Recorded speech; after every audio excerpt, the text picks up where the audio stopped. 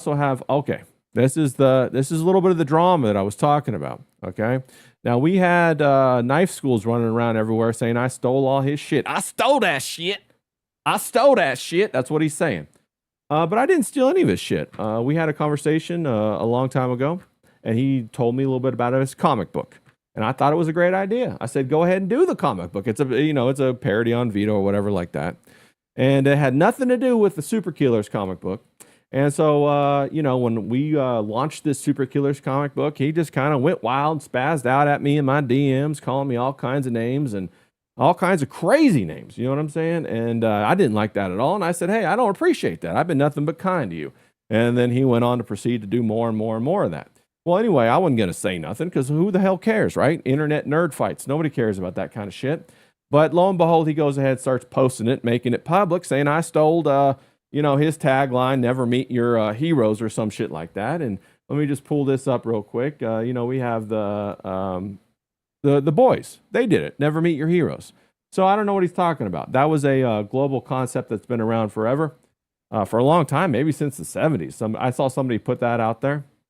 And so, usually in reference to rock stars, no? Yeah, I thought it was in reference to rock stars or whatever. And also, on a side note, I had nothing to do with the campaign type at all, nor had I have anything to do with the story at all. I'm just doing the artwork. And a long time ago, when this whole thing went belly up with the original Super Killer done by Vito Giswaldi, who's a fantastic character, he raised $137,000, never delivered on that comic book. And so I was kind of talking to him maybe a number of months ago. I can't remember how many it was. And I said, hey, Vito, you should hire Johnny Rocket and Riley to go ahead and help you out with Super Killers 2. That'll revitalize the IP and get everybody interested into it. And he told me to fuck off, and I did. And then a month later, I came back and I said the same thing, And so anyway, and then he's continually doing these little changes or whatever. And one day, Riley came up to me and said, hey, bro, what if we do a Super Killers, parody or whatever? And I said, okay, well, let's do it. And then so we went ahead and did it, and we dropped it. We put the GoFund or the Fund My Comic out, and that's what we're doing right now, having a good time doing it, And so if he wanted to make his comic book, which has a completely different, fucking idea behind it, I'm not even going to tell you guys what the idea is, because if he's still going to do it, I don't want to ruin it for him. You know what I'm saying? But it had nothing to do with, the Super Killers book. It was basically more about Vito himself. And, it took a tragic turn in the end. And, that's not the kind of comic book that I'm like, particularly excited about. But I was like, hey, man, let's support the guy. I came to know Knife School through Ethan Van Sciver on Trashcast. And he would do quite a few puppets. And I loved all his puppets. He's a very talented individual. And I was like, hey, this guy's great. And we all thought he was great. Until he wasn't. And then he went ballistic, and I said, wow, he's a kind of a volatile person, maybe a bipolar disorder. I have no idea. I'm not a psychologist. I can't diagnose somebody. But when you fall out with every single person you interact with online, that says something.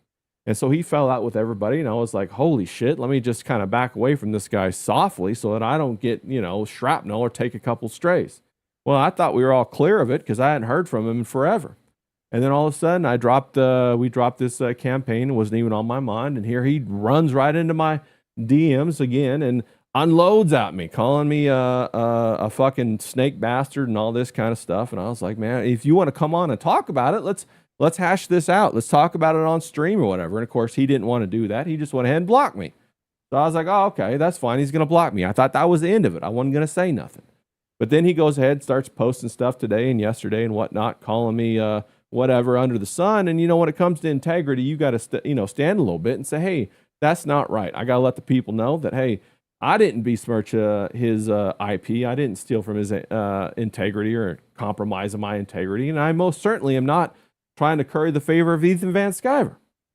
And I will tell you this, Ethan Van Sciver already has all the favor that I could give him anyway for what that man did for his family when he was canceled and his career was ended, and he regrouped and then went ahead and created a new source of revenue for himself that allowed his family to be even more successful.